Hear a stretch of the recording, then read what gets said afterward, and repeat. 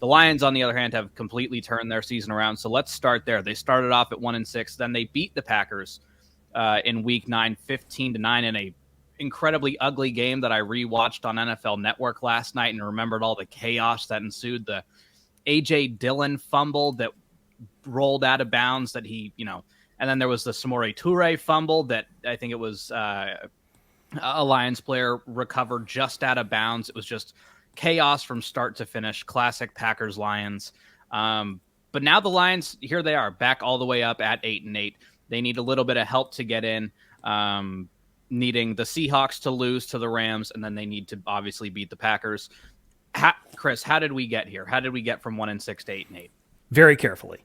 I guess it starts with the firing of Aubrey Pleasant, which it really shouldn't. The Lions were and still are a bit of a mess defensively. But as much was being made when they were 1-6 about their offense being one of the highest scoring in the league, it was also that the defense was also giving up the most points in the league. And it was coming down to when they started out, it was the Eagles game, the Commanders game, Vikings, Seahawks.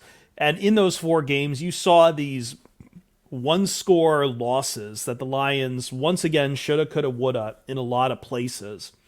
And then the rails all completely fell off when they played the Patriots and got shut out by Bill Belichick and whatever monsters he brings up there to Foxborough. I don't even know who's even on that team anymore, other than a man who's not quite the offensive coordinator, but is the offensive coordinator and sucks at his job.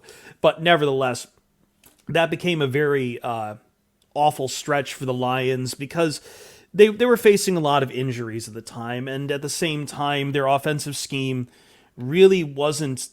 I mean, their defensive scheme, wasn't really helping them much in a lot of these games. The Lions like to play very aggressive, but they also had some key personnel that were either missing or out of place in a lot of those. So they move on from their defensive backs coach, and that next week they pick up the win on the Packers, and that starts a run where the defense manages to start getting better stops, and the offense doesn't really let up. I think one of the key things too is that we look at that front end of the schedule now, and we see a lot of teams that I think a lot of people expected them to walk over that happen to be very good teams. The Eagles are obviously one of the best teams in the NFL. The Vikings, in spite of their problems, still racked up double-digit wins this year, and they've clinched the NFC North. The Seahawks have a chance to go to the playoffs right now. The Patriots, no comment. And then the Cowboys and Dolphins. Again, both those teams are kind of choking up down the stretch, but at the same time, they are very potent teams with potent offenses that just made the Lions play. They got into the back end of their schedule, and things started to ease up a bit. And they made a few changes, and that's when the offense really started to take off, and they could play the games they want to play. And, they've gone now, I want to say it's 7-2 down the stretch. The Panthers loss was really embarrassing, and it really hurt their playoffs chances. And just in general, you give up, 500 yards from scrimmage. It's absolutely brutal.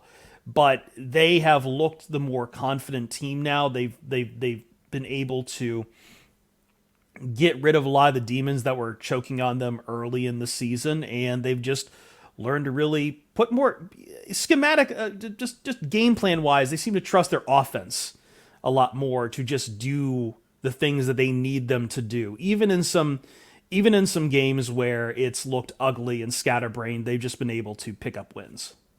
Yeah, and I've kind of noticed, because I've paid close enough attention to the Lions. Like, they're the one team in the NFC North I don't hate other than Green Bay. I root for the Lions if they're not playing the Packers or if it doesn't affect the Packers necessarily. I hate that, by the way. I hate that.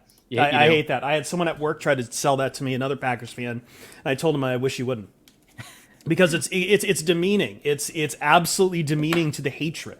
You wouldn't do that to the Bears, so why not do that to us? We are a divisional rival, and trust me, we hate your ass. No, we hate everything about you. We hate your existence. We hate your throw Rogan ass quarterback. We hate the shares that you guys claim to sell. We hate everything about it, and we want that hate returned.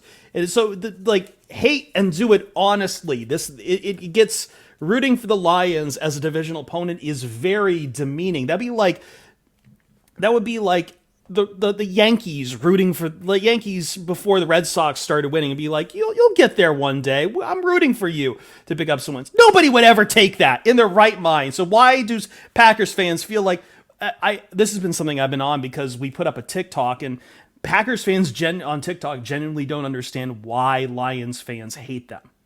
Oh, I get it. I 100% that incredulity just makes us hate you more. Yeah, no, and the reason I've always been at least a little bit like infatuated with the Lions is at least growing up when I was a little kid. My favorite animal was a lion, so I was like, that team's pretty sweet. But like, looking at it, like they don't have, like I think that the Lions have never had, for the most part, other than Ndamukong Suh, like a hateable player. Like Matthew Stafford's always been a guy like I can root for. I could root for Megatron way back in the day. I rooted for a lot of those guys. I still currently, the hardest part of this week for me is that I have to root against Jamal Williams because I'm sure as you guys have found out, I love Jamal Williams and he's fantastic. But Jamal's been on our podcast twice. He insisted on coming back one time. He wanted to ask us questions. He's a very goofy person. He's awesome. One of the few people in Detroit who can vibe with him as far as anime. So he's been a fantastic. He's really, ever since Hard Knocks, been kind of that heart and soul for the Detroit Lions teams. He's racked up a lot of touchdowns this year. Granted, it's how they use him. He's not exactly the feature back, but he's always there to, when you just need to punch the ball in, Jamal's there. But I mean, people saw it in Hard Knocks, and let me tell you, that's all true. Like, he is the heart and soul of this team. He bleeds for this team very hard. He just wants to win out there. And I think everyone follows his example in the locker room. Yeah, he's been a guy, and again, the way that the Detroit Lions this year have used him is exactly how I wanted the Packers to use him this entire time in terms of, because they for a long time there, they had him as the primary back and Aaron Jones as the backup. They were the same draft class. So they were kind of fighting for touches, but everyone knew Aaron Jones, for the most part, at least was better, especially like yards per carry. He was just a little bit more explosive. But for whatever reason, they had just not used him as, the human battering ram that Jamal Williams can be and how physical he plays. But the Lions this season, like, for the most part, I hate when people say like, oh, they're better than their record, but the Lions are better than their record is. You look at a lot of those losses, obviously week 1 versus the Eagles, the Vikings game, granted, I won a large amount of money with the Vikings covering the spread on that one. But the Lions outplayed them in that game. Same thing with the Seahawks. It was one mistake by Jared Goff that truly cost them that game on the pick 6 with Tariq Woolen. And then the Cowboys game, score be damned, it was a lot closer than, Jamal Williams doesn't fumble on the goal line there, and we're probably having a different conversation. Maybe the Cowboys still win it, but I highly doubt it. Even that Eagles game got very close at the end. The only one score game I feel like the Lions really weren't in was probably that Dolphins game. They kind of came back a little bit in that game, but even the Bills game on Thanksgiving, you were in control the entire time. They had a chance late in that game to I think on that final offensive drive, they had a chance to actually put it out of reach for the Bills. And instead, the Bills held them. I think they kicked a field goal. And then of course, Josh Allen gets one good pass. Yeah, that's all it takes. Yeah, and I kind of feel like I jinxed you guys on that one. I was 100% like, up, this one's over, like, and then it didn't go super well. Yeah, Josh Allen had the one really long throw. I think it was to Stephon Diggs, if I'm not mistaken. But the Lions are truly, I think they're a better team than their 8-8 record would give you. And, as Aaron Rodgers said, I know that he's the bane of a lot of Lions fans' existence. They're not the same old Lions. They're not. This is a different team. And I think that they have as good a chance as truly anyone to go into Green Bay and win.